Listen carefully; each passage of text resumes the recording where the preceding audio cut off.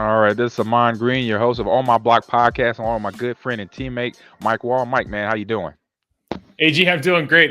We finally got I think we got the music right for the first We're time. getting there. Yeah, we're getting there, Hey. bro. All right, let's get it before we get into all the nonsense that went on this weekend, not just with the Packer game, but NFL itself. Let's get into this. Our sponsors here at Bet Online. So basketball is back, and Bet Online remains your number one source of all your sports betting needs for the season. You'll always find the latest odds, team matchup information, player news, and game trends at Bet Online. So as you continue your source of sports wagering information, Bet Online features live betting, free contests, giveaways, and all season long. So always the fastest, the easiest way to bet on your favorite sports and events whenever that's the NFL, NBA, NHL, MMA, tennis, boxing, esports, and even golf. So head on to betonline.ag to join, receive your 50% welcome bonus with your first deposit. Make sure you use the promo code BLEAV to receive your rewards. BetOnline, where the game starts, Mike. So let's get into this Packer Titans, man. Whew. Yeah, Tough one. Tough this one. is crazy. I mean, Tough one. yeah. So it's 27-17. The Mhm. numbers are bad. We kind of in our preview. I went over this a little bit on Friday. But I put some clips together on Friday, but we went over this on the Right. show, right? You and I. And look, you got to win the line of scrimmage versus Derrick Henry and made him cut early. I think for the most part they did a pretty good job. He was averaging under 4 yards a carry, which is a great job given what his production usually is over the course of a game. Right. And then you talk about, we have to, but Tannehill beats the brakes off us, and our secondary is just, the miscommunication. It's like if you go through the tape and you watch the miscommunication in this game, for literally from their first pass play, you just can't believe what you're looking at, and that we're still in the place that we are. Yeah, this right now is week 11. This was week 11, and so that communication should be on par. There should be no thinking about it because we've had the weeks for preparation, and from the mistakes from week 1, from the Minnesota game till now. Justin Jefferson game, like Exactly. after that game, it the first game of the season, it should all be no hands problem. on deck. Yeah, Right. all hands on deck. We're going to fix this. Week 2, we're not going to have a problem. Dude, week 11, and Tannehill looked like Joe Montana. I have much respect for him. He's been through a lot. Montana. And he showed up. And yeah, he played, and it showed basically how the run game can bounce, help the pass game, because on some of those play actions, that's where he got guys wide open, and that helped, and he took advantage of them. And you mentioned about his accuracy. I saw that. Sitting in them zone cover. Yes, sitting in them zone coverages. If it was a cover 3 or cover 2, and them receivers just stop and turn around, he nailed them. And so that is the quarterback doing his job, regardless of what they say. He's a team manager or he's a play manager, whatever. Hey, he won that game. He did his job, and then Derrick Henry just had to keep doing what they're doing and grind the clock out. Tannehill's he's accurate. The problem is we can't disguise coverages because we can't disguise coverages. And right. What you assume is, and I think a lot of people, and honestly wrongly assume, like if we crowd the line, I thought the same thing. You're watching the game and you're just watching on TV and you go, oh, they're crowding the line of scrimmage. Of course, people are going to be open. And maybe in part that's the reason, but really the reason they were open is because you're putting a lot of people in disadvantageous positions because the communication was so poor. And one thing, let's just highlight one idea, right? One concept. AG, if we're playing sticks, right? So everyone's complaining right now, like, hey, the DBs are always off. DBs are always 10 yards, deep, 8 yards. Okay. Yep. Right. What happens is if you and I are both, let's say they're in double, right? So 2x2, and you and I are on the right side, and we're just standing next to each other, looking at these two receivers, and we're 8-10 yards deep, and they're running right at us, right? And we have some sort of communication that we have to pass these guys off. If one goes outside, I got him. If one goes upfield, you got him, etc. Right? And we're just standing there. And we're right next to each other. And so there's I can't see what you're going to do and you can't see what I'm going to do. And these people are running at us full speed. And all of a sudden they crisscross, one goes up, one goes out. You could just, as we talk about it right now, it's obvious. It seems very easy that we're going to make some mistakes. And so when you start looking at it's not only communication errors, it's just fundamentally from a scheme standpoint, if one of you can't correct for whatever the other one's doing, you're going to have a problem more often than not, because it only takes one of you to make a mistake now. No, if we do it the other way, and let's say you play up in press man, or you just play up 3 yards and I'm playing at 10 on a twins look or a double look. Yep. If whatever you decide to do, I can make up for it, but you can't make up for it if you're just standing in the same spot all the time And they do this, and you go, where'd he go? You're like, Top Gun, where'd he go? Where'd who go? You know what I mean? No, you don't want that. Yeah. You got to bounce that communication, and you got to just know, like pre-snap. This happens in practice. It should happen in practice, but say for whatever reason they change up, they come out in different formations and schemes that we didn't practice for. That happened a lot, during our playing days. Is that teams that we trained for this look. We train for a 3-4. They come out in a 4-3 or whatever. And they're playing man, and then they come out. We practice man, and they come out in zone the whole game. So just those are adjustments that then on the run, I'm conversating with you. All right, they're doing this now, Mike. All right, I'm gonna do this. If they come out, like you said, with that 2 double set, the guy I'm on comes to you, take him, and I'm gonna take the other guy, and I'll just stay out here on the outside. So you got to have that verbal communication in game to adjust, to make sure, okay, I'm doing my job to make sure our defense doesn't give up plays, or whole lot of first downs and a whole lot of big plays over top, because that's going to hurt us, and that's what we saw happen with the boys on Thursday night.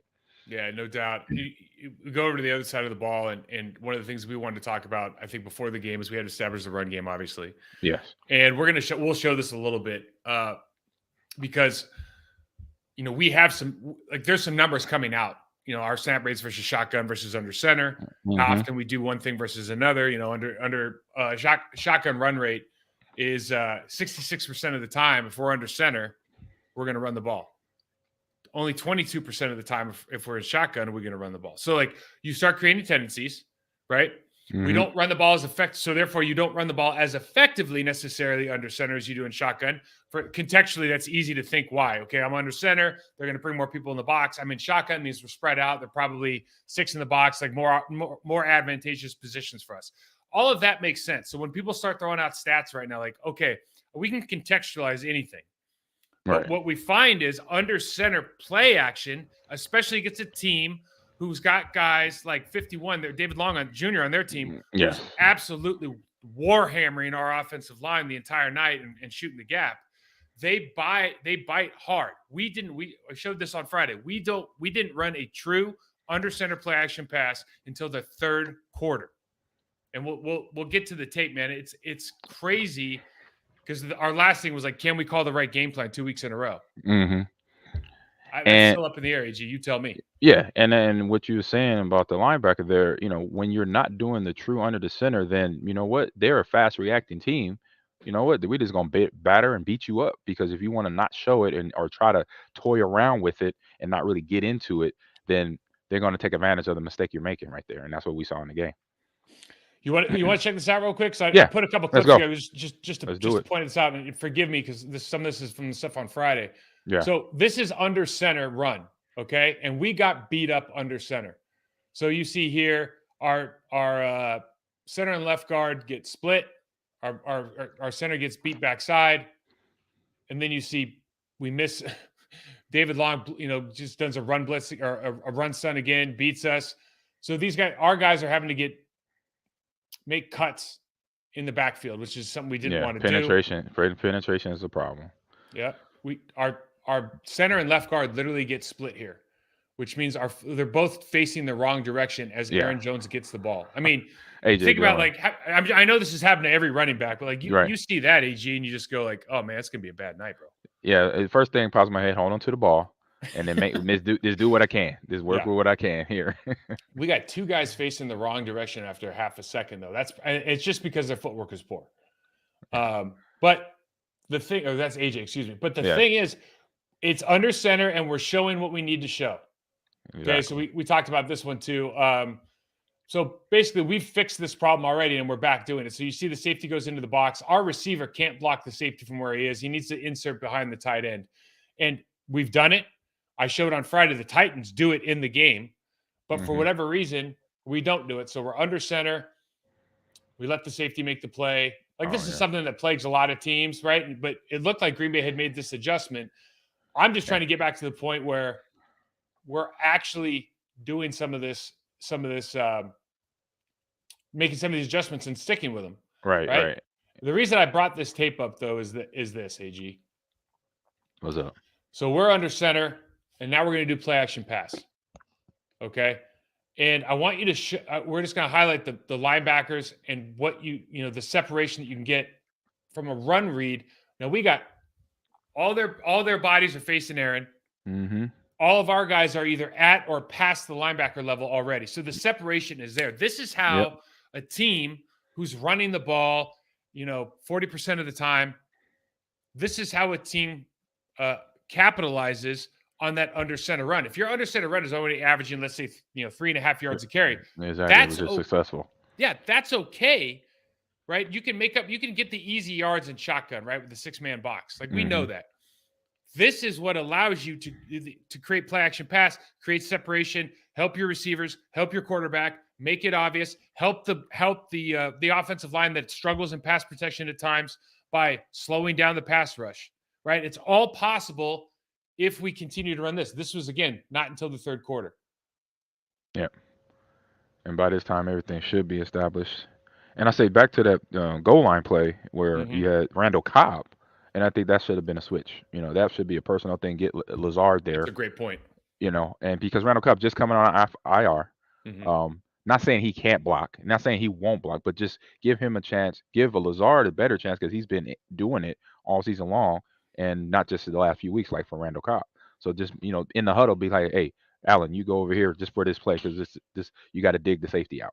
So just think about that, for between the two receivers, or even between Aaron or even Matt LaFleur sending that in from comms from the sideline with that play call.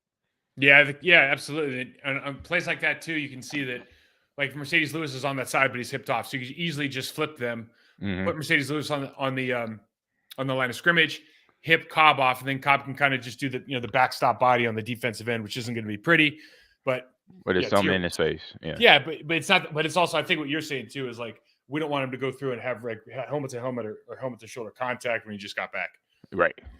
He's a guy that it's going to be rough. So this was kind of the point I was trying to make on Friday after the game is now this is like 2 or 3 plays later. So now instead of under center play action pass, a lot of teams. So like if you go to PFF, you go to these stats places, they're going to call this play action, okay? Because he's going to do like a little token fake to Jones. Look at the linebackers. First of all, our offensive line does not look like they're coming off the ball. No, they're not. And that starts with them, right? And this is not their fault. This is how they're. This is the new NFL. This is the scheme.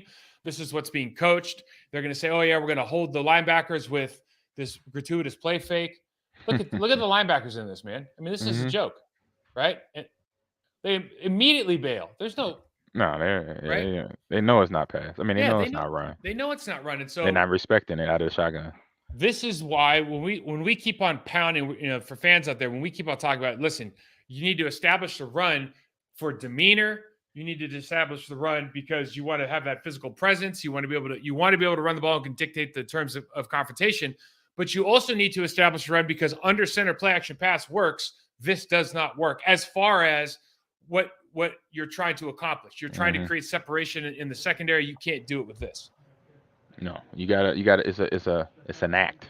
You got to show run, you got to be run, and then boom, play action pass. Yeah. It's a whole commitment for everybody on the offense when the play action play is called when you're establishing the run.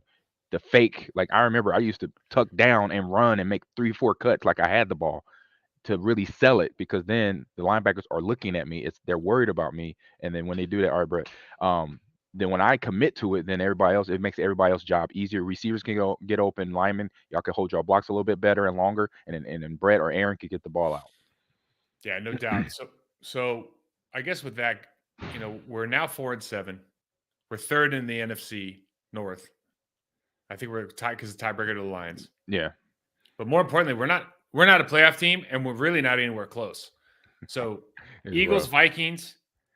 NFC South has to send one, so Tampa, and the Seahawks are leading the divisions right now. San Fran's at 5-4, but you could just tell that San Fran's going to kind of be a little bit better now with Christian McCaffrey. Yeah. Giants are 7-3, Cowboys are 7-3, all ahead of the Packers. 4-7. I mean, it's like for me, it's kind of time to go. Okay, we're playing the Eagles this weekend. Realistically, that's going to be a tough one. Although the Eagles have had 2 kind of interesting weekends. Mm-hmm. Here's some stats, AG, because I just want to know what kind of stands out to you. I'll give you some numbers and just hear your thoughts here. Okay. So rushing percentage on offense, right? We think we need to rush the ball to become this like play action pass team. This is where our identity should be. We're at 41%. We're 18. We're right in the middle of the road, 18th in the league. 41% rushing.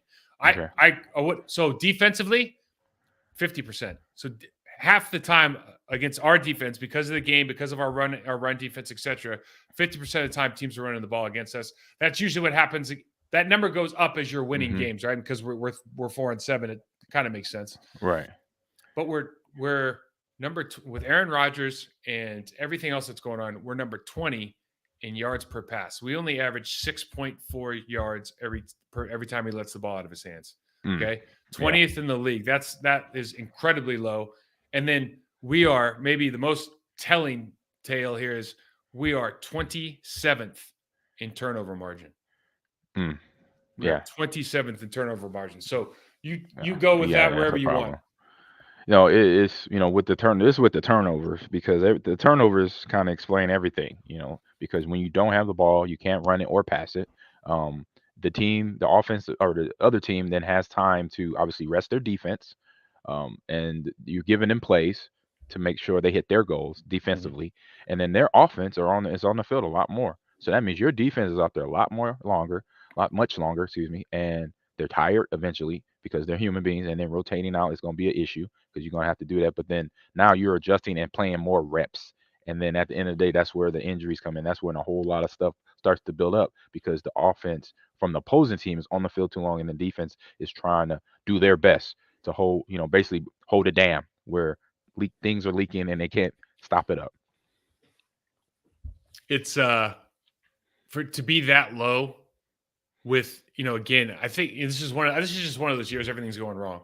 But to be that low with the defense that we thought we'd have, and certainly with a player Aaron had his first 3 turnover game in how many years this year. It's just one of those years, and that's okay. Like sometimes you just have these, and we'll get into it a little bit more, but there's a reason that things happen. Like this isn't just arbitrary. And a lot of people want to talk to how much time you spend here in the off season, what you're doing in the off season. I tend to look at it like 40 years of players just fine doing that. I think it's a part of it's about how much time they can spend during training camp, how many padded practices they have, but it's also how we're coaching, what the expectations are, how good of teachers we have on coaching staff. Because you look at that, for example, the miscommunication, and a lot of people are calling for Joe Barry's job, and it's like, okay, well, if Joe Barry's gone, then they say, well, Jerry Gray's the assistant, like DC. It's like, well, Jerry Gray runs the defensive backs room. You're going to put him in charge? And right. They're having communication problems, right? Right. That's the point. So it's like, well, I don't understand where you want to go with this exactly. Maybe there's somebody out there that can swoop in, but it's every time this team has lost in the last couple of years, and they've been 13-3. They've had success in the regular season, but they've lost in the playoffs. And every time they lose, though, and teams. Listen, we're all human. And everybody has a bad game from time to time, but it's always been. It's never been that they just got outplayed by better players. Let's put it that way. I don't think you don't go into a lot of games with Green Bay, with Aaron Rodgers, and especially when Davante Adams was here. You don't go into a lot of games like maybe the Chiefs game last year where you go, okay, Aaron's not playing. They should beat us, right? Right. There's just not a lot of games that you go into where you should get beat when you've got the talent that they have. And so when that happens, when you're not playing up to standard, the question has to, for guys like you and me goes, okay, well, it's preparation. Are you preparing the right way? And the answer seems to be largely this year, based on outcome, the answer's got to be no. Right. Yeah. Preparation between what the coaches bring up in meetings, how they address it, how they talk about it, if it's repetitive, if it's repeated, things like that, to remind people of the discipline, to remind people of accountability, constructive criticism, getting better. And so all that is what coaches that do for their job. And then the players, then they execute the plays. They work on their strengths. They get healthy. They do everything to make sure they're available to play, especially if they're that better player. And those are the things that right now, it just, those are the things you could tell that are affecting the squad. Because I think it was something out there where Aaron's thumb, I think it is broken, or it's cracked, or it has a hairline fracture in it. And with that there, it didn't make sense. Not saying he can't play with it, but then obviously that can be some of a little detail that's missed out on why some of his throws doesn't have the umph on it, or the velocity on the ball, where things are getting thrown into the middle of nowhere. So that can answer that question if possible. So yeah, I mean, and I guess what it was hard. I think it was hard for some people. Is like, well, how did he played well 2 weeks ago? Why doesn't he play well this week? Well, if you get, if you have something that's, like you have a hairline fracture, if you got something that's hurt, I don't know exactly what's wrong. I'm just giving you my example. Yeah, because we've all broken bones before. Oh, If you if I got a hairline fracture in my thumb and I do that, it gets hit on shoulder pad, gets hit on helmet, whatever. Like, it hurts now. It Like goes a mother. numb.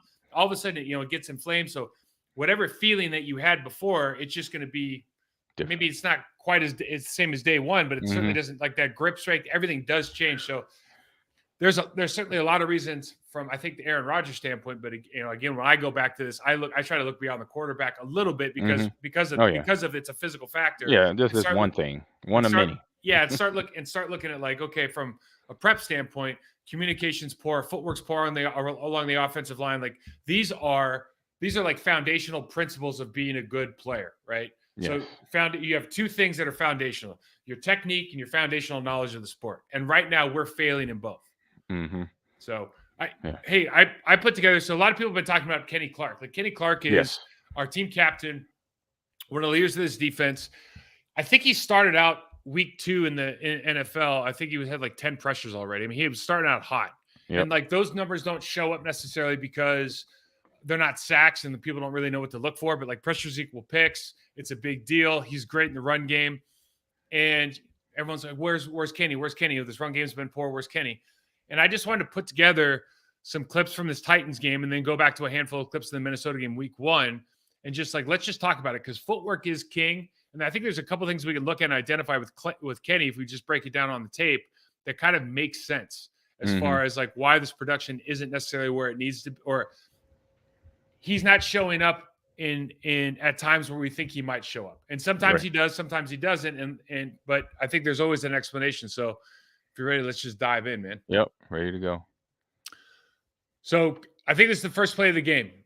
And remember, the Tennessee Titans are starting their left guard at center. Okay, so new position for him. Very, very strong player. I'll start by saying that. I think along the interior of their offensive line, they're generally like pretty stout, strong players. But Kenny buckles this guy on the first play of the game. Now, dude's on his knee, right? He's beat. Okay. Now, Derrick Henry, they put him in the A gap for a reason, right? To stop him. But right there, that's a play that nobody sees, where you're like, dude, Kenny he won. It just doesn't show up. So for people out there, like, understand, first play of the game, he's dominating, right? He gets taken out by the running back, but he's still a bad man. Mm-hmm. Now we look at this second play, and footwork comes into it.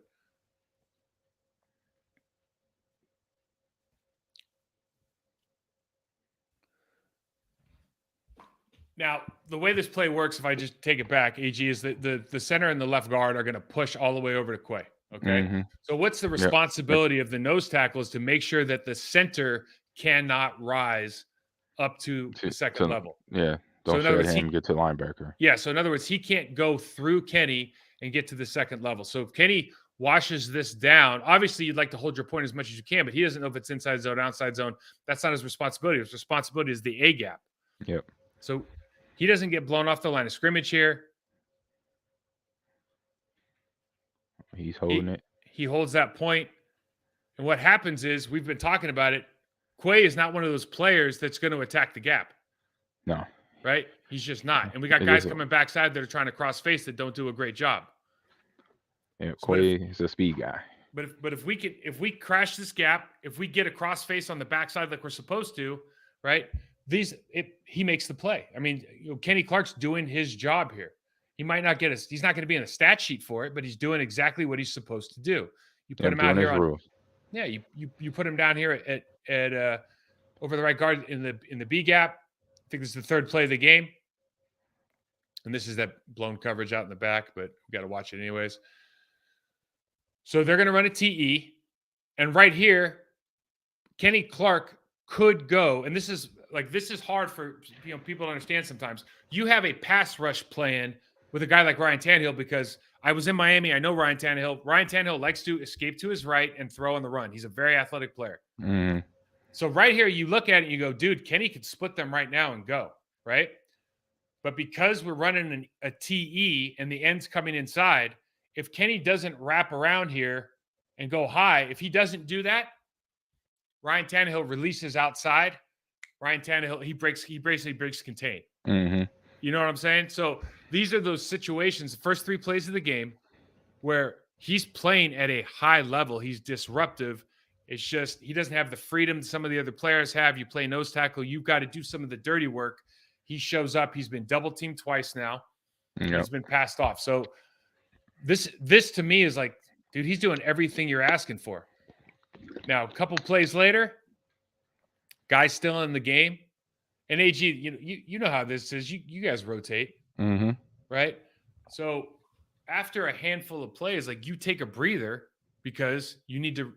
You need to rest up. Yeah, you need to rest up. Now, offensive linemen are like pickup trucks, and we run on diesel. So we don't ever leave because we're never going to be faster. So it's just like, hey, you want me to run at 5 miles an hour or 5 miles an hour? I can run 5 miles an hour on the first play or 5 miles an hour on the 12th play. Right. But this is the first play of this is the 5th play of the game.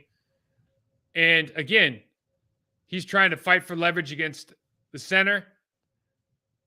Gets caught up. Yep. That's out of his control there. But he was working to the gap again, working to his gap, doing his rules. 6th play of the game, playing a wide 3 technique. And this is where Kenny, I think earlier in the season, these are the kind of plays that he might show up on. Where he feels that pressure, he feels like that turn, he walls off. Now, he almost makes this play. Yeah, this is a draw. But these are the kind of plays, or I should say, maybe it's better to say it this way, AG. When you've been in the game for 6 plays, so I think they did a study maybe 5-6 years ago. We talked about it with JJ Watt. Remember, he was like the only guy that could play at a high level. Okay, so most guys after 6 plays are cooked. Oh yeah. Okay, so you kind of see like his reaction time maybe isn't as fast as it would be because this is his 6th play in a row, and that's honestly that's what happened. So he gets a break after this. He barely misses that play. He gets a break after it. He goes in. Now, this is like second series. I think it's like the 11th play of the game. And what does he do? Pushing. Yeah. Yeah, he dominates that guy, right? He pushes him straight into that guy. Almost into Derrick Henry's lap right there. Almost. And AG, this is exactly what you described as like the hardest thing for a running back, right? You get the ball and it's like, oh shoot, I got to stop and go another direction. And for Derrick Henry and for any big back, like I was mentioning with AJ, you making him stop his feet, so that's a win. Because then the linebackers, if they're attacking the gap like they should, then you could get a tackle for loss or a very short gain, if anything. But then when that D tack gets up there, if it's a nose guard or the 5, when you have that penetration, you make us stop our feet and have to restart. And so that was I say a win for Kenny right there. And I just let's just say this because people need to understand, like there's no statistic that lets everybody know that he just dominated this play. Right, other than visual. right. No, like unless you're looking for it, there's no statistic that makes everybody go, oh yeah, he just dominated that play. Like he doesn't get credit for that tackle. And I think Derrick maybe got back to the line of scrimmage on that play. Big difference. Over the left guard here. Again, now this is a footwork issue. Yeah, right. He jumped outside, or inside. I mean, yeah. So he's in a stance that makes you think that he might be taking an inside step, but when you look at the backside, they're not all going one direction, and Quay Walker's going into that A gap right here initially. So my thought is that he just got reached because he took a poor first step. If you look at I think it's his Quay or Kenny. Quay or Kenny. So watch. So Quay's going to go A, and then he's going to spin over the top. Gotcha. But Kenny should be attacking the line of scrimmage. And it looks like when you watch Kenny's first step here, he takes an inside step. Kenny goes straight across. Mm-hmm. So the minute you go straight across and not forward, you should go forward into that guy, and then you can react on your second step. So a defensive tackle that's an attacking player takes their first step, and depending on what the offensive lineman does, it's basically their toe changes, right? So if they're taking on a double, they want to show that shoulder, they turn their toe in. If they're going out, they turn their toe out because they have to play into the guard. Like it's like literally that subtle, but you're basically trying to replace your down hand with your foot as far as get that foot in the ground, strike, get into that guy's body. He steps to the side, and now he's behind the play. Right. Makes sense? Yep, makes sense. So these are, I mean, these are things that happen over the course of a game. You don't know if he's worn out. It's course of the season. You don't know. Again, there's multiple reasons to do it. Yeah, maybe he was anticipating something because he saw something where the all line was lined up. I don't know, but guys, he just made a bad step there. Yep. So this is great. So you can see the center, new center, talking to the right guard, pointing out where they're going. Kenny, smart player, nose tackle, right, like can hear everything they're saying. Of course, yeah. and immediately just attacks the I think he just attacks the guard here, right? Yeah. Just attacks the guard and makes this play. Again, that's like that is such a hard play to make. He is basically taking 2 300+ pound men, one in each arm, and stopping progress completely. Yeah. Right? Yeah. And so Quay can come off and get in the right and reset this, get in the gap and make a play. Now, there are other people that need to make plays here. Yeah. Including being able to fill the whole backside and everything. But he just took a double team on. Like, that is a phenomenal job. Gets absolutely no credit for it. Right? Yeah. Absolutely Coaches, no credit. Yeah. And I say with that, being Derrick Henry, he was able to pick up positive yardage there. Quay has to be that thumper. He has to get in that gap. As soon as he sees that gap clear, where your D tackle just got ate up with the double team, like you mentioned, he has to hit that thing hard. He has to come down the field right away. Over right guard here. Again, we talked about this earlier. It's something that Jaron Reed's been doing a really good job of. But when you sense a double, so for fans, like every time that I'm going to work with like Chad Clifton on the defensive tackle, we'll make a call, or we'll make a call at either at the line of scrimmage or in the huddle. But he knows, because maybe the right tackle's looking at him. He's changed his stance, changed his demeanor. The right guard might be looking right in his eyes instead of looking at 51, or vice versa. But Kenny reads immediately that this is going to be a double and attacks that tackle. What happens? Feet get too wide on the right guard, right? Because he's expecting contact. So he's a little bit out of control. Easier for Chris Barnes to stand up and shed. And now he just attacks that tackle, stonewalls him completely. And again, he's making the play. I mean, he's like, what would that be, like the second assist in hockey, where you're not the guy making it, Yeah. You're setting up people for success. That's what that is. This is a big deal, man. Like this guy is a high level player. The stats are just tough to find. No. Yep. Again, penetration, gotta field, reset the line of scrimmage. I like it. Might get a little credit now because he makes that tackle. But so the difference in the play, AG, so remember the first one we showed when he got reached? Yeah. Kind of same situation, except he goes straight upfield with his first step. Yep. Just goes right into him. No, right? It's big just difference. that easy. Yeah, bigger. Yeah. It's simple, man. It's foundational technique, foundational knowledge, man. Yeah, and all this sport is. And that's what it looks like to me. Like he maybe was anticipating something on that last play. Where he jumped in and took that, or not jumped in, he just took the inside step that put him in the wrong position. But that time he read it as it was off the ball and then attacked and reset the line of scrimmage as you want your D lineman to do, and was able to be on that tackle as well. Center, I think this is a 3-man. Yeah, okay, so look at this. I mean, the dude defeats the down block and basically takes 2, right? Because the guard whiffs, so the tackle's got to take him. Gets Quay free. So Quay Walker's open because our man, Kenny Clark, beat the left guard, forced the left tackle to take him, and now nobody's up to get the line back. That's the impact that he makes. No stats. Yeah, he went into that toolbox. That is, a move where he's been working on it and saw or thought, this is the time to pull that out. Let me do this now just to give him something to think about. And that's what he did right there. Good job. That's the worst feeling in the world, by the way, when you think you got that guy and he just like clubs you across. Yeah. Dude, you feel like such a dope. That's going to the toolbox, man. Because I know with picking up blitzes at times between it, no matter if it was Brooksy or Urlacher, sometimes I take them high, and then sometimes I fake the cut and still take them high, and then sometimes I just straight cut them just to slow them down, to give them give them some time to think like, oh man, he took me high, then he cut me the last play. Then I'm waiting for him to make a move, but you know what? I'm gonna dictate it. He's gonna play off of me instead of me off of him, and you got to do that sometimes. Awesome. How you get to confrontation determines the terms of confrontation, man. Oh yeah, you're the expert.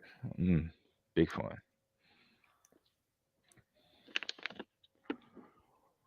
So again, on this play, he gets washed. I mean, like this is a player that you don't expect to see this, because he doesn't even get a hold of the center. The center gets out before him. It looks like he's laid off the snap, and the right guard reaches him. Now, the right guard, to their credit, the flip side of this is like, what is an offensive lineman doing? Well, the right guard takes a great first step, right? So he gains leverage first step. He does exactly what he's supposed to do. So good technique wins in this.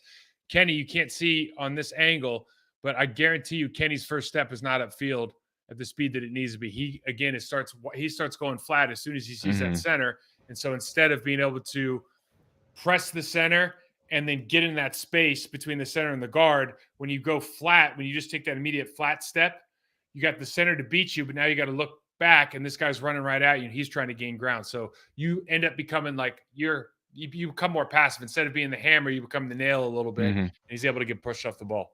Yeah.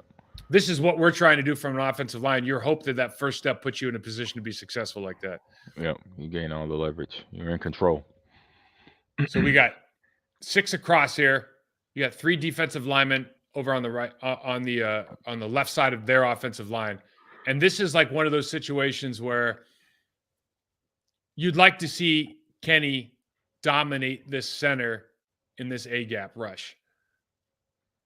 And maybe, I don't know if this is a function of, he's tired, but if you're not running a game here and you're playing against a center who's basically the backup center, and he's going to open up on his second step, so he takes a snap and he's immediately open like that, you got to press and take advantage of, like, he's basically giving you this middle of the field. You got to press and not let him actually turn you by doing this little kind of whip through, right? So these are the kind of plays that we'll show some things in Minnesota real quick. Like, this is the kind of stuff you're like, man, those are the opportunities to win. You got to win on those, because that's big. You're a big time player. That's what big time players do. Yep. We go back to the first game of the season. I just wanted to put it in perspective. I didn't want to go through every game, but like, okay, what did it look first game of the season? Dude had 10, he had a couple tackles for loss. He had, I want to say he had like double-digit pressures in the first couple games. Right. So does he, let's just talk about AG. He's fresh right now. Training camp is a joke. Week 1. Training camp is a joke for these guys. So let's just look, man. You tell me. Like, I've already watched it, but I want your opinion. Does it look different, or does it just look what we just saw? Right. All right. No, fresh legs, fresh that looks salad. Pretty good, right? Like, fresh salad, as we called it. You get a one-on-one versus the NFL center, man, and he beats him clean. And like, obviously, I put some plays in here that he's going to look good, but I basically just picked plays out of the first 2 series of the game. Yeah, it's a difference. So he's lined up over the center here. Dominates the right guard coming down. This is like my favorite thing to do is like, they scored a touchdown, but I don't care. Yeah, D lineman wins. Yeah, I don't care, man. Like, we're showing, like, did this guy win or not? Like, he won. Yeah, that's a win. He won because he got the what's that? The guard head over his shoulders or head over his heels, so he got him going into the ground on that swim move. So that's a victory. We got a back block on the center. The left guard's pulling across. Squeezes the center here, man. Like, kills him. Takes him for a ride. And then this last play versus Darrisaw, we were talking about earlier. Is that him on the right, the wide 9? Yeah, he's wide 9 out here versus their left tackle. Oh my goodness! So everybody's so this is, I hate to bring this up, but Rashawn Gary gets his first sack of the year on this play versus that rookie right guard. Remember? Yeah. Dude, we didn't even pay attention. Look what Kenny Clark does. He just beats that guy out. You put Kenny Clark I didn't even notice that. He was at the wide 9. Oh my God. Ever since Aaron Donald started doing that, all those guys want a piece of that action. So you're putting him at the top of the hill and letting him run down. That's basically when you put Kenny Clark at a wide 9. Yeah. Because you got all that momentum, having to take 3 or 4 steps to get full speed, and he's gonna hit that tackle or a tight end, whoever's on that edge is about to eat it. About to feel it, right? They're about to feel it. Yeah. You better get a wide set and then settle a little bit if you're playing tackle. Man, you don't Man, I want to don't know if you get could start. exactly. I don't know if you can even anchor down on that. That's tough. Woo. So with that, like, you tell me, is it perception of reality? Do you think that it's changed, or is it just he's kind of circumstantially doing his job and maybe not getting some of the love that he's used to getting when the team's doing better? Yes, it's that last part. It's just not getting the love because the team is not doing good, and because he's doing his job, like he's showing up, he's executing his moves, executing the scheme or the play call at the time. Just one play really where he was out of position, where he took that slight inside step on the run play that where Derrick Henry went to the outside. That was one play out of 6 that we watched, but we're pretty sure, obviously, for all the plays, it's still a low percentage of where he's put himself in the wrong position, where he's actually doing his job, sucking up the linemen to help his linebackers hit the gaps, because that's what defensive line job is. Let the linebackers go feast. That's what one team during our playing days, we didn't play them a whole lot, that was successful at that was the Ravens. Yeah. Ray Lewis, Sam Adams, right? Sharper, all those guys, those linebackers was able to do their job because they had big Sam Adams, Tony Saragusa, and a few other big guys, McQuarrie, eating up the old lineman. He was a bad dude. He was a problem. You only get you want to hear something funny about that? Yeah. Ray Lewis. So two things that are funny. Ray Lewis demanded that they run that defense because he couldn't function in the 4-3 because that center could go get him. It's true. Hey, he knew he was smart. No, that's smart. No, it's true. It's true. And then the only offensive lineman whoever has got AFC or NFC Offensive Player of the Week was Brian Waters. When Kansas City, Kansas City, yeah, I remember Brian Waters. He was a bad man. So Brian Waters was left guard, and he beat up, I think, the entirety of the Baltimore Ravens. But he had a couple Brian Waters is a 500-pound bench guy. Yeah. He got a hold of Ray a couple times. I think dumped him, and because Ray was so revered, that he actually got like AFC Player of the Week, which is like offensive line. You're just going, dude, that's not even an award for us, but. That's you're a legend that if somebody has a good day against you, they get Player of the Week. You know what I mean? Mm-hmm. At that position. Oh, 100%. Understood. So I wanted to do a little Monday morning QB. Ooh, I saw this. Yeah, I was this week.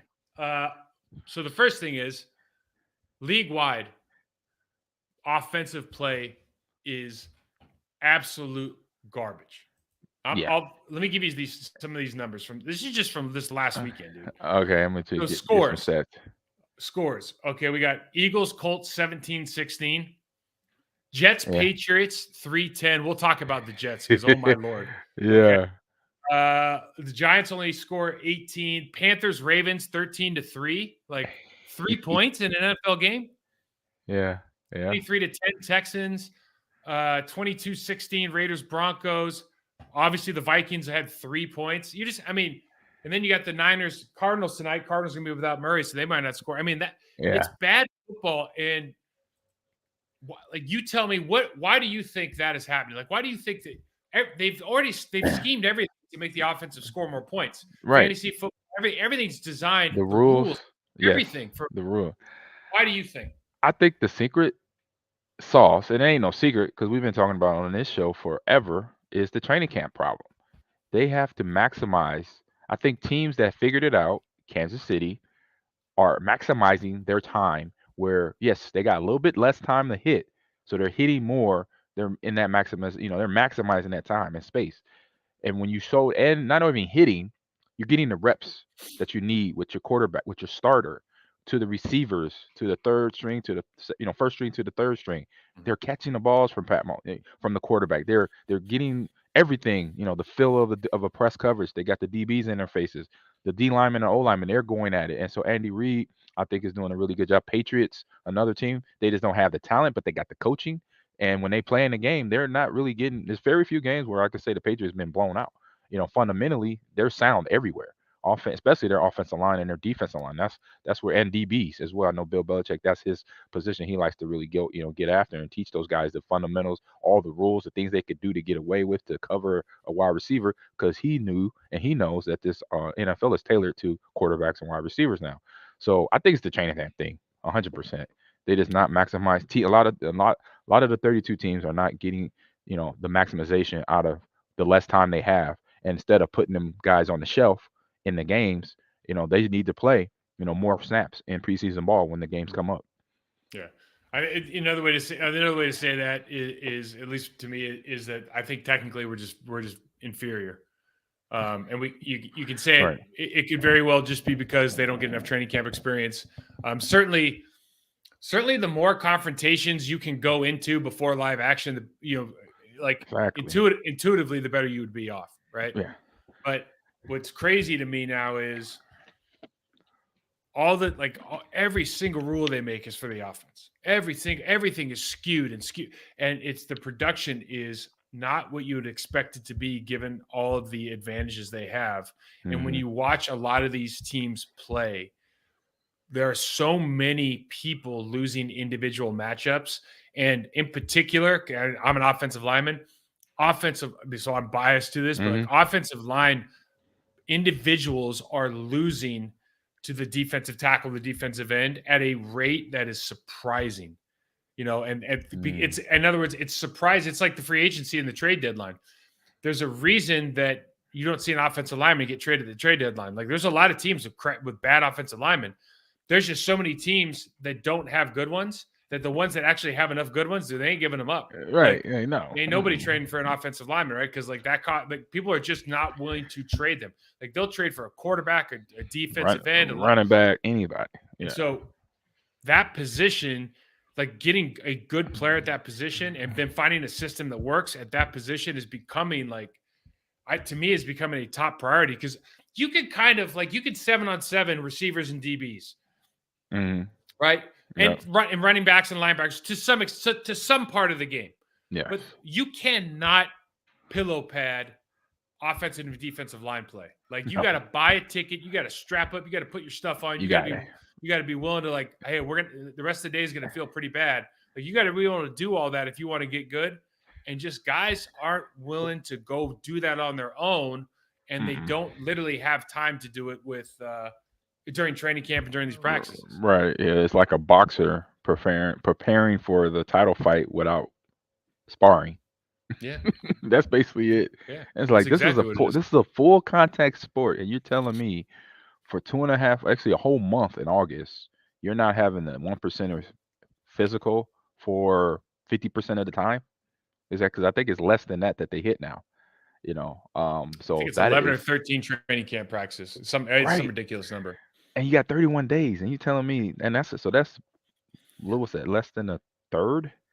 And I know that there's it's nuanced, right? Because I think they can put their pads on, but if they have shorts on, it's not full pads. Correct. So it's well, I'm not tackling them to the ground, but still you got your pads on. But I watch training camp practices every year. Yeah. And I'm telling you, it's not the same. Yeah. The intensity is the same. People are just trying. It's literally about getting through. I know one of the biggest differences, when I was playing, was when we were in Green Bay, we used to get after it, because we just had we were just those guys, right? Yep. It didn't mean we're the best players in the league, but we like to get after it. We like to work. I got to Carolina, and I remember I was trying to get after people, and I remember Dan Morgan and they had great defense, man. Yep. And they were like, listen, Dan took me aside. He's like, listen, John, Foxy, the way that he runs camp, we're down in South Carolina, it's hot, it's humid. He goes, and 2.5 hours twice a day. He goes, you will not make it through training camp. We will not make it through training camp if we do this every single day. And so it was I was first of all, I was I don't care. Right. Me too. I would have been the same.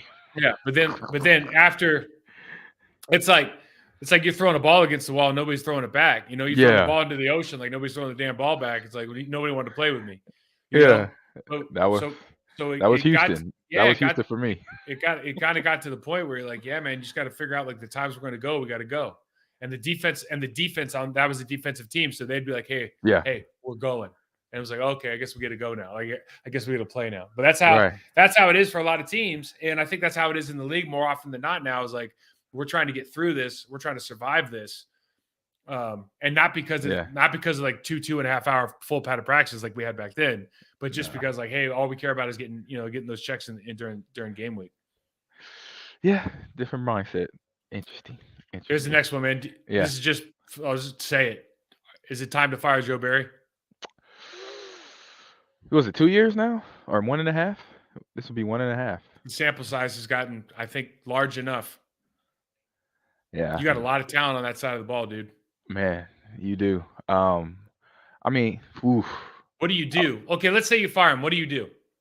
That's the problem, right? Yeah, that's the problem because, like we mentioned, like the DB's coach, Jerry Gray's DB's coach. Yeah, and you could tell they're not communicating properly. So I don't think you fire them. You may do it later, not mid-season, but you do it later. You do your research. You find some DCs or assistants that have been productive with defensive backs and D-line play. I say if you look for a guy to unfortunately place Joe Barry, you want to find somebody that understands defensive line play to linebacker play, and then somebody else that can help out with the DBs and get that communication down and technique down, and just had that awareness, because some of it's awareness. Do you see situations to where, you see penalties happen where it's holding or you get a PI at the wrong time? It's like you got to be aware of those sometimes, and sometimes that's just coaching on top of that. So just find that coach. If that is a case where unfortunately Joe Barry loses his job, then find a guy that understands, or a group of guys that understands those basic techniques sometimes. And I think that's what's being lost right now is basic technical training. I'm so glad you just said that, because I was just looking over the coaches roster as you were talking. I do not recognize. So I know Adam Stenavich. Adam Stenavich was he's from Michigan. He went to training camp with us in Carolina. I don't know how long his NFL career was, if he made it for a cup of coffee or not, but I know at one point he was in an NFL training camp. Yeah, I think he was in Houston with me. Okay. Yeah. So maybe made it a couple 07, 08. Yeah, maybe made it a couple of years. Okay. I'm looking at this right now. And obviously I know that Luke Butkus has an uncle that's famous. Yeah. I do not, as I look at this entire roster, I do not recognize a single, and I know Jerry Gray played at one point. Mm-hmm. I do not recognize a single name that is a contemporary of ours. No. That played football. No. At that level. Right? And yes. if I would have asked you who the best coach on this team is, you probably would have said, at least last year, you would have said Adam Stenavich. Yeah. And you just talked about we are lacking in technical. We're lacking in the nuances of the game. I'm not saying that's why. I think that's really interesting. It is, because you bring up a fact that if you're around guys that are football minded, that means they understand the whole process of football, from the physicalness to the technicality of defense and offense, and of tackling to throwing to running the ball, and how you set up a play action pass, to how you plan on special teams, or how you're going to do a return. You know what, we're going to do a fake on this play, and this is what we're going to do to set that fake up. That's just football IQ. You got to have that, and if you don't have it with certain guys at the positions that are on the field, then the little details that are missed, that's where you see, okay, somewhere in the coaching, because I don't assume the players to know that, because I know I didn't know everything, but I was willing to listen to my coaches coach me up, or even my teammates, to say, okay, AG, try this next time when you do this with your footwork, picking up the blitz or running this route, point your toy like this before you go to the out route or whatever. I was like, I'm listening, but then I'm listening to everybody, not just I'm listening to y'all. I'm listening to my coaches, even coaches at other positions. Wide receiver coach might coach me up because he knows how to run a comeback route when I might have to run a comeback route. I'm gonna listen to that, and so when that's lacking, that's where you kind of see the pitfalls of that. Let's skip this one and go right to get off my lawn. All right, let's go. Yeah, let's go. Because I want to talk about. Did you see what Zach Wilson? So Zach Wilson, they dropped 3 points. What did we talk about? Yeah. Okay, so the Jets dropped 3 points. Zach Wilson's. I'll just give you a stat line, just to put this in perspective. Okay, so after the game, he said he's the quarterback of the New York Jets, dude. You're in the New York market. Yeah. Do you feel like you let the defense down? No. Next question. You were 9 for 22 for 77 yards, 4 sacks for 33 yards, QBR of 24.5. You ran 3 times for 26 yards, 8.7 yards with a log of 14. You scored 3 points. I know you're down. I know you're down Elijah Vera Tucker. I know you're down Breece Hall. I know. The Patriots aren't world beaters on defense. You just dropped 3. I mean, that's what it is. You have wide receivers, but when you play that position, you are accountable for everything. You're second pick in the draft, right? A lot of stuff's coming out right now, like different draft guys were saying, okay, this, his uncle runs JetBlue. He's this, he's that, he's immature, blah blah. This kid he's been immature since day one. He's got talent. There's no question about it. Someone's feeding him lies, dude. Like someone is feeding this kid lies about who he is, what his responsibilities are to this team, this organization, that city, the media responsibilities you're going to have, how you answer things, how you carry yourself, but how you act as a leader of a football team. And like, I don't care if you're young or not, man. There's an easy way to answer that question.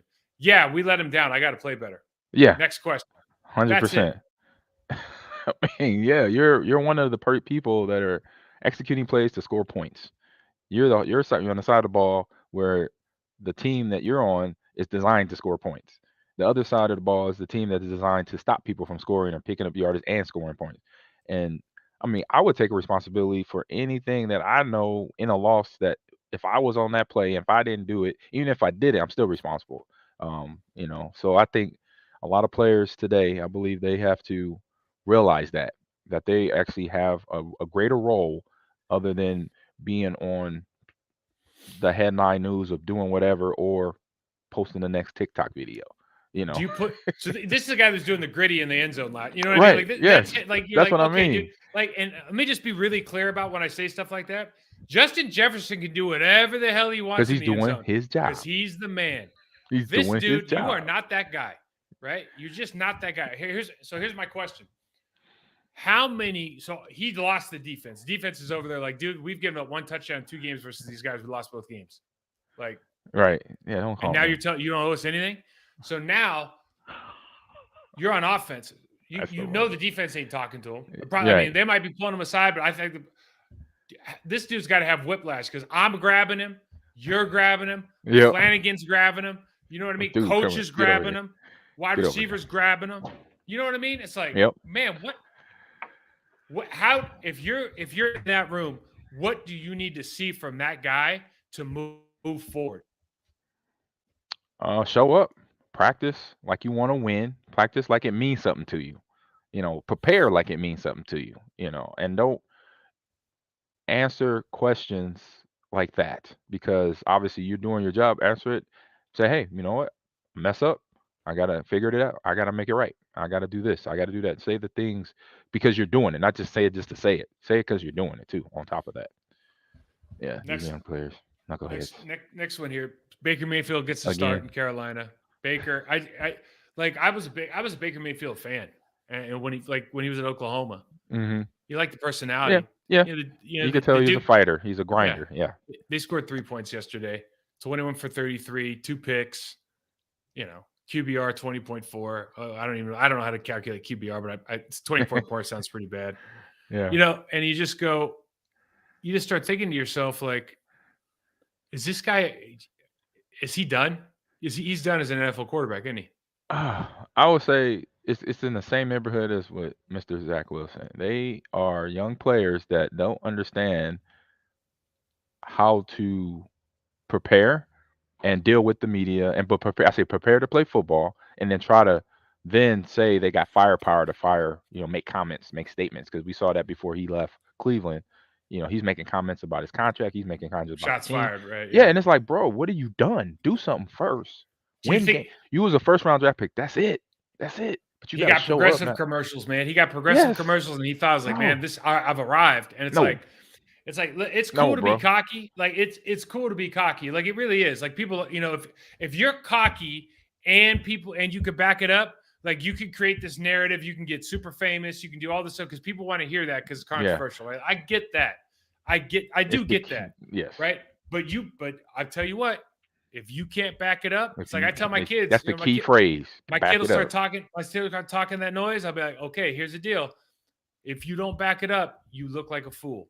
Okay, 100%. And everybody will marginalize you. That's what happens. And what's happened to him is like there's too much banging on the drum a little bit, and now you just want to, with all these guys, you just want to see him. You want to see him win. Yeah, you want to see him do well. Right. Like, you want to see him do well. They got to get humbled a little bit to do well. 100%. You have to be humble coming into it in the first place. But if you're not, where these guys are, you have to be humbled. And then you will they don't realize if you're humble and they're balling where you don't have to do anything when you score. You scoring a touchdown should be it. Mm-hmm. Some guys that do more, I wasn't an end zone guy, but like you said, Justin Jefferson, he's doing his job. He's making unbelievable plays. So you know what? Go gritty it out. Yeah. Some players don't do that. Some players just make a touchdown and boom, that's it. Aaron Donald, he shut down the run game in the Super Bowl. He was pointing to his finger. Why? Because he earned it. He worked for it. So players, and I just say young people in general, got to understand. There's nothing wrong with showing joy. There's nothing wrong with showing joy. Celebrate, but like you said, back it up every time. And be humble about it. And most of the time, what I did, I just let my actions show. Let my actions do the trash talking. That was all enough for me. So I just said the MVP. I think Patrick Mahomes last night, and just MVP race is closed. Let's shut door, right? Yeah, I mean, he's winning. He's winning. The only week I lost fantasy in one of my leagues was because the team was on a bye week. I mean, he's so good. Nobody's playing as good as he is, right? There's just quarterback wise, no. And it's to our point what we're talking about right now with these two young quarterbacks. Right. We got a quarterback that's still he's in their age bracket. He's just a few years older, but he gets it. Mm-hmm. He understands it. He hangs out with his guys. He owns up to mistakes. He says it right away. He doesn't make no excuses. He's doing everything that you just as a player. I don't care the position. They should be emulating him, is what you're saying. 100%. Right. 100%. Yeah. I'm like, I would have loved to play with this dude. Oh my God, I would have loved to play with this dude. And along with Andy Reid and Eric Bieniemy calling plays, I'm like, as a runner back, I'm like, that three-headed monster, the collaboration they have, the way they talk about each other, how fond of one another they are. Yes. Because you have that with the players, but Patrick Mahomes feels that way about those two guys. Right. I mean, he generally has affection for both those. A lot of it's like, coach calls plays, I run them. That's what it is. That's the relationship. Yeah. No, this is you could see a collaborative effort. They care. Yeah, they care. They care about him as a man. Yeah. So therefore he cares about them. And I think he is definitely somebody that young quarterbacks should be emulating. Man, he just seems to do. I know he's got his brother. Whatever, it's a pain in the ass or something on social media, but I didn't know that. Like he does. He seems to do everything right. Okay. The last thing I got, instead of this FIFA question, do you even watch? Yeah, I'm watching. I'm gonna start watching. Okay. I've been watching the men's national team is starting They're right now. Yeah. They're on I don't think they make it. I'm just gonna tell you, but so there's a couple things. I don't think they're gonna make it out of their bracket because Wales and England are better than they are. Yeah, I would say England in general. The app just so the FIFA, so you're in the Qatar and they got all these like problems. But yeah, of course. The app crashed. You can't even get into the games. You can't get your tickets. There's like 4 teams, including the England and the Netherlands, that were going to wear these armbands that were like anti discrimination armbands. Oh, okay. And FIFA, of course, banned them because of Qatar, right? Because of Qatar. Yeah. And then like the beer thing 2 days before the game starts, they can't drink beer in the stadiums, which then there's like, it's not a big deal. You can't do that anywhere. It's like, oh yeah, you can. You just can't literally drink it in the stands. You can drink it in the stadiums. They have places to drink in the stadiums. Like I've been there, I know. Yeah. Right. And then it's like I think you can go to if you're a homosexual in Qatar, I think you can spend like 7 days in prison or something, right? It's some bullshit. Like it's just something complete. And they're everybody's invited. It's like just right there, you should be like, dude, we can't go here. That is literally a problem. Like, you know what I mean? How you missed that? They didn't miss it, dude. They all got there's obviously there's been at least talks of there was a lot of people getting bribed with like multi-million-dollar bribes to get their votes. The whole thing's a shit show. Money. So today Belgium they stitched love on their collars. Okay. Right? They probably did it like rainbow colors or something. I don't know. Whatever. Yeah. But they did. Belgium, dude. Belgium, good for you. Everybody else, FIFA goes, no. You can't do it. And they're gonna try to like, what are you gonna do? Take the shirts off? You know what I mean? Yeah. It's just such. Idiocy. It's pathetic, man. It's Yes. It's the biggest sports federation in the world, and it's not surprisingly the most corrupt sports federation in the world. I'm gonna watch this. I'm gonna hopefully the U.S. plays well. I can't wait to see Brazil play this year. I think Vinny Jr. is gonna like be amazing in this World Cup and kind of show everybody that he's one of the top 2 or 3 goal scorers in the world. Benzema being out's gonna kill France. Like I'm bought in, but we're all watching it going like, dude, it shouldn't be in Qatar, and like FIFA needs to be regulated. This is ridiculous. Yeah, that's pure craziness, man. I didn't know all the underlying stories there. Oh yeah, I'm in to watch it though. I know I got friends going over there too to watch it in person. Oh really? Yeah, I got some. I know he went to the last one. I think it was in was it in England or Spain somewhere? It was like 2016. Well, where was it in 2016? It was around that time. So I should know, but I don't. Yeah, no, it's all good. But no, man. Oh no, it was in Russia. Well, no, it was one. Okay, it wasn't that one. It might have been. So was it every 2 years, or every 4 years? 4. Every 4. So that means it was 2012 where he went to that one, because he brought me back a Brazil jersey for that one. So Roger. Yep. All right, man. So hey, great show today, man. As usual. Good job getting everything ready to go for us, and hopefully these boys, we're gonna see how they. It's gonna set now. It's gonna be a question of pride, because the season, as we mentioned at the top of the show, is pretty much over. But there's it's a way outside chance you win all these games, which it's gonna be tough. Other teams lose, and maybe there's something at the end. Thinking optimistically. Thinking with a silver lining here.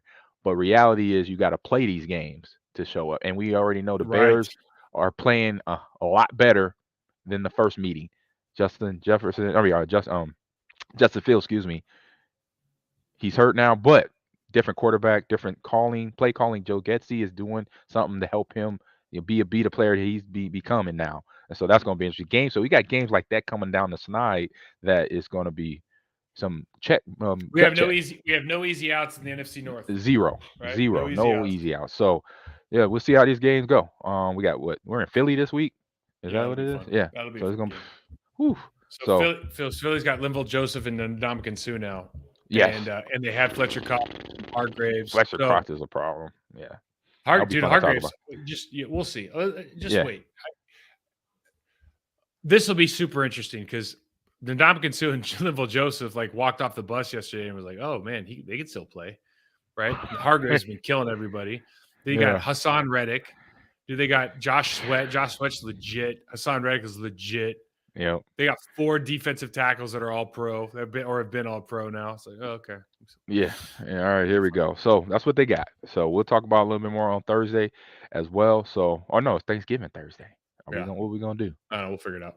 All right, we figure it out. All right, Mike, let everybody know where they can find you on the social media. Yeah, MikeWall68 on Twitter, Process to Perform, and Instagram. Check this show out on YouTube, /Process to Perform. All right, and you can find me at AmonGreen30 on Twitter and Instagram, and also my gaming podcast, Amon Green's Gamers Lounge. That is on YouTube and Twitch live on Wednesdays as well. So hope everyone have a great week, and we'll see you next week.